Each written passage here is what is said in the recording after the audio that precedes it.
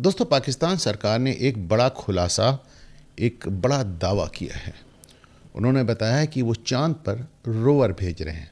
Rover, जैसा कि आप जानते हैं कि चांद पर या फिर मंगल ग्रह पे जहाँ भी हमारे स्पेस क्राफ्ट गए हैं धरती से, वहाँ पर चलने वाली एक गाड़ी है जिसमें कैमरास लगे रहते हैं।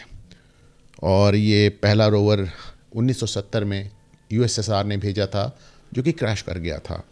उसके बाद 71 में भी यूएसएसआर ने भेजा, फिर नासा ने भेजा 72 में, और अभी भी आपको नासा का रोवर मंगल ग्रह पे चलता हुआ नज़र आता है। तो अब हमारा अपना रोवर आपने देखा चांद पे चल रहा है, जिसका नाम प्रज्ञान है, और अब पाकिस्तान भी इसमें शामिल हो गया। पाकिस्तान का रोवर चांद पे चलेगा। अब ये बात सुनने में थोड़ी अजीब लगती है। वो अंतरिक्ष में एक सैटेलाइट नहीं डाल सकते अपना, और चांद पर रोवर चला रहे हैं। लेकिन उन्होंने इसके लिए एक अच्छा तरीका ढूंढा है। हालांकि इसमें भी 2 साल लगेंगे। 2028 में चीन अपना स्पेस क्राफ्ट भेज रहा है चांद पर। तो पाकिस्तान ने कहा कि साहब देखिए, हम तो आपके इतने पुराने दोस्त हैं, आपका तो यान जा ही रहा है चांद पर, हमारा रोवर भी रख लीजिए, 35 किलो का ही तो है। चीन तैयार हो गया। अब 2028 में जब चीन का स्पेस क्राफ्ट चांद पर लैंड करेगा, तो उसमें 35 किलो का पाकिस्तान का रोवर भी घूमेगा चांद पर, और पाकिस्तान साइंस के लिहाज से बड़े देशों में शामिल हो जाएगा।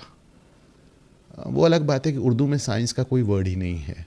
आपको मालूम, मैं अक्सर बताता हूँ कि उर्दू में साइंटिस्ट को साइंसदां कहते हैं।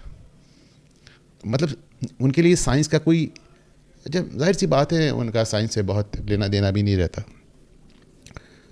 पाकिस्तान एक एग्जिस्टेंशियल क्राइसिस से गुजर रहा है। 1947 में बनता है, 1971 में टूट जाता है। ईस्ट पाकिस्तान, वेस्ट पाकिस्तान, तो ईस्ट पाकिस्तान बांग्लादेश हो जाता है, बचा वेस्ट पाकिस्तान। वेस्ट पाकिस्तान में आप देख रहे हैं कि बात कहाँ से कहाँ तक पहुँच गई, और अभी हाल के कुछ दिनों में तो पूरा बलूचिस्तान ही उनके हाथ से निकल गया। आज बलूचिस्तान पे पाकिस्तान का कब्ज़ा ख़त्म हो चुका है, और तालिबान, बलोच, जितने उनके रिबल्स हैं, वो सब पूरी तरह से बलूचिस्तान को अपने कब्ज़े में ले चुके हैं। इकॉनमी की हालत आपको ने मालूम है, खाने के लिए उनके पास रोटी नहीं है, पेट्रोल ख़रीदने के पैसे नहीं हैं। 1 दर्जन बार से ज़्यादा बैंकक्रप्ट हो चुका है, लेकिन सारी दुनिया के मुल्क मिलकर उसको बचा लेते हैं कि उन्हें मालूम है कि इनके पास एटम बम्स हैं, इधर उधर बेचना फेंकना शुरू कर देंगे, तो चलो भाई इनको दिवालिया होने से बचाते रहो।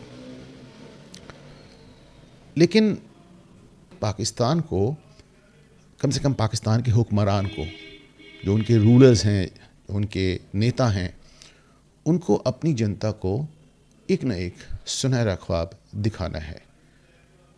अब साहब 8 दशक से तो उन्हें कश्मीर का ख्वाब दिखा रहे हैं। कश्मीर भारत से तो आप ले नहीं पाए। कश्मीर का जो हिस्सा आपके पास था, उसका भी एक हिस्सा आपने चाइना को दे दिया। तो अब ये एक नया ख्वाब वो अपनी आवाम को दिखा रहे हैं, जिसमें वो बता रहे हैं कि साहब हम चांद पर जा रहे हैं। और इसके लिए जनता में, आवाम में एक्साइटमेंट बिल्डअप करने के लिए पाकिस्तान के प्राइम मिनिस्टर शहबाज शरीफ ने घोषणा की है कि पूरे पाकिस्तान में जो भी शख्स, जो भी व्यक्ति इस पाकिस्तानी रोवर के लिए एक नाम सुझाएगा, उसको बड़ा इनाम दिया जाएगा। जाहिर सी बात है, पाकिस्तान में इसको लेकर काफ़ी उत्तेजना है, काफ़ी एक्साइटमेंट है, काफ़ी खुशी है। छोटे छोटे बच्चों से लेके, कॉलेज के स्टूडेंट से लेके, और उनके साइंसदां से लेके, सब उसका नाम खोज रहे हैं। और पाकिस्तान सरकार ने घोषणा की है कि जिस भी व्यक्ति का नाम सबसे अच्छा लगेगा, उसको पूरे $350 का इनाम दिया जाएगा। अब इससे ज़्यादा आप उनसे अपेक्षा भी ना करें। मतलब अगर $500 देने होंगे तो हो सकता है उनको वर्ल्ड बैंक से लोन लेना पड़े। $350 दे रहे, यही बहुत है।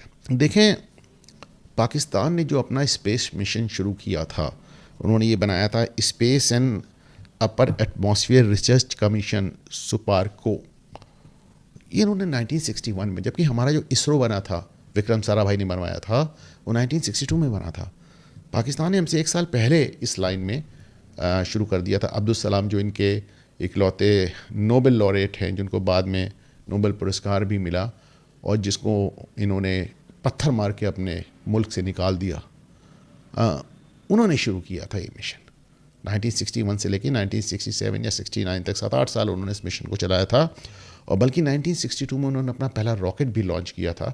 बहुत सफल नहीं रहा था, लेकिन अच्छी शुरुआत थी। तो उन्होंने एक तरह से इंडिया पे लीड ले ली थी। पर भारत में जहां इसरो के तमाम चेयरमैन बड़े बड़े साइंटिस्ट रहे, आज भी रहे, पाकिस्तान में बहुत जल्दी पाकिस्तान की जो स्पेस एजेंसी थी सुपारको, ये फ़ौज के कंट्रोल में चली गई। तो साहब इसके हेड, जैसे हमारे यहाँ इसके इसरो के चेयरमैन होते हैं फलां साइंटिस्ट, ढिका साइंटिस्ट, उनके यहाँ होते हैं मेजर जनरल, लेफ्टिनेंट जनरल। आप सोच के देखें, वो बंदे जो बीएससी करके आए हुए थे, उनके हाथ में इस तरह की संस्था दे दी गई। तो जाहिर सी बात है कि पिछले 75 साल में ये इस लायक भी नहीं बन पाए कि कम्युनिकेशन सैटेलाइट भी ऊपर भेज पाए। वो कभी चीन से कहते हैं, कभी किसी से कहते हैं। कुल मिलाकर इनका पूरा स्पेस प्रोग्राम आज तक फेल्योर है। और आप सोच के देखें, अपना 35 किलो का रोवर भिजवाने के लिए ये इन्हीं चाइना से मिन्नतें करनी पड़ रही हैं।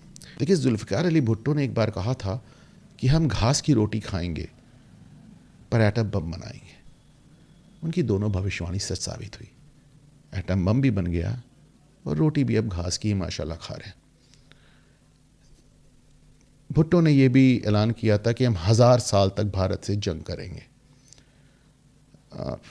100 साल अगर पाकिस्तान अपने बनने के बाद 100 साल भी बच गया तो चमत्कार होगा। वो 1000 साल की जंग क्या करेंगे। लेकिन भुट्टो जब ये सब अनाप शनाप बोल रहे थे तो उसके कारण दूसरे थे। 1971 में जब बांग्लादेश वॉर हुआ तो भुट्टो पाकिस्तान के फॉरेन मिनिस्टर थे। और 1971 में जो बुरी शिकस्त, बुरी हार हुई पाकिस्तानी आर्मी की, याह्या खान उस समय उनके डिक्टेटर थे, अयूब खान हटे थे, तो उसके बाद पाकिस्तान की कमान भुट्टो के हाथ में आ गई। वो प्राइम मिनिस्टर हो गए।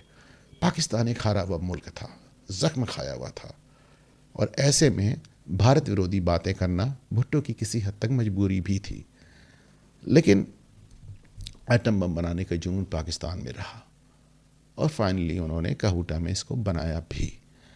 अब इसके लिए जो उनके मेन साइंटिस्ट थे, AQ खान, अब्दुल कादिर खान, मैंने आपको पहले भी बताया कि साइंस से बहुत कुछ इन लोगों का लेना देना नहीं रहता। तो काफ़ी दिन दिमाग लगाया, काफ़ी रिसर्च किया, फिर समझ में आया कि हमारे बस का नहीं है। तो AQ खान साहब नीदरलैंड गए और वहाँ से पूरा फार्मूला चुरा लाए। रही से एक असर, थोड़ी बहुत मदद चीन ने कर दी और उनका एटम बम तैयार हो गया। हालांकि चीन की तैयारी से जो बम बना है वो चाइनीज़ आइटम के लिए कहते हैं ना कि चले तो चांद तक, नहीं तो रात तक। बहरहाल बम तो हो ही गया उनके पास। और चूँकि फार्मूला हाथ में आ गया, यूरेनियम हाथ में आ गया, चाइनीज़ टेक्नोलॉजी हाथ में आ गई, तो धड़ाधड़ बनाने चले गए। और लोग कहते हैं कि 500 बम बना के बैठ गए। पाकिस्तान को हमेशा इस बात का भी खतरा रहता है कि कहीं अमेरिका या भारत उनके ऊपर हमला करके उनके एटम बम्स ना चुरा ले। तो वो इनको मूविंग रखते हैं। आप जरा सोच के देखें कि उनके एटम बॉम्ब्स किसी एक जगह ना होकर चलती हुई गाड़ियों में हैं, जो साल में 365 दिन इधर से उधर टहलते रहते हैं और जिसकी जानकारी सिर्फ फ़ौज को होती है। उनको इस बात का भी बड़ा ख़तरा होता है कि किसी दिन तालिबानी आतंकवादी और या फिर पाकिस्तान में जिस तरह के आतंकवादी हैं, कहीं वो ही इन बॉम्ब्स को ना चुरा लें। तो जितना पैसा उन्होंने बम बनाने में लगाया, उससे ज़्यादा पैसा वो बम बचाने में लगाते हुए नज़र आते हैं। तो मैं आपको बता रहा था कि पाकिस्तानी आवाम को, पाकिस्तानी लीडरशिप को अपने देश को देने के लिए एक सुनहरे ख्वाब की ज़रूरत है। देखिए, इन्होंने अभी कितनी मेहनत करके अपने यहाँ चैम्पियंस ट्रॉफ़ी कराई। एक लंबे समय तक कोई भी विदेशी टीम पाकिस्तान में खेलने के लिए तैयार नहीं थी। आपको याद होगा श्रीलंका की टीम पे हमला हो गया था। तो पाकिस्तान में आतंकवाद के चलते कोई भी विदेशी टीम वहाँ पर अपने खिलाड़ी भेजने को तैयार नहीं थी।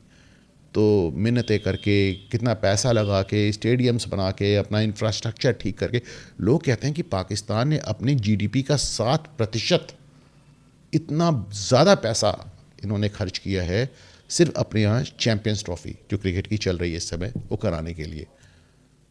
और नतीजा क्या हुआ कि आपको अपना ही मैच खेलने के लिए दुबई जाना पड़ा, क्योंकि भारत ने पाकिस्तान में खेलने से मना कर दिया। वो भी आप हार गए और अपने ही घर में कराई जा रही चैंपियनशिप से बाहर होने वाली पहली टीम पाकिस्तानी हो गई। देखिए, एक बार यूएई ने यानी संयुक्त अरब अमीरात ने भी एक रोवर भेजा था, पर उनका भेजने का तरीका दूसरा था। 2022 में उन्होंने राशिद नाम का एक रोवर भेजा। देखिए, राशिद जो शेख राशिद बिन सईद थे जिन्होंने यूएई को यूएई बनाया, तो उनके नाम पे उन्होंने एक रोवर भेजा था चांद पर उन्होंने कहा साहब हमसे पैसे ले लो, हमारे इसमें फंसाओ नहीं। तो उन्होंने एक जापानीज़ फर्म को पूरा काम आउटसोर्स कर दिया। तो पता चला कि जापान वाले ही अपने रॉकेट में उनका रोवर बनाकर ले जा रहे हैं, और ये कहा गया कि यूएई ने अपना रोवर चांद पे भेजा है, पर उनका रोवर भी क्रैश कर गया। अब पाकिस्तान के पास इतने पैसे तो है नहीं कि वो पूरे मिशन को फाइनेंस करे, तो उसने चाइना को कोई तरह हाथ पैर जोड़ के तैयार कर लिया, यार जा तो रहे हो ना, एक सवारी हमारी भी बैठा लो, 35 किलो की तो है। रोवर तो इनका पहुंच जाएगा, अब चलेगा नहीं चलेगा, क्रैश करेगा, काम करेगा, ये तो समय बताएगा। लेकिन पाकिस्तान अगर आज इस हालात में है तो इसका सबसे बड़ा कारण ये है कि भारत मंगल ग्रह पे जा रहा है और पाकिस्तानी आज भी कश्मीर में घुसने के रास्ते तलाश रहे हैं।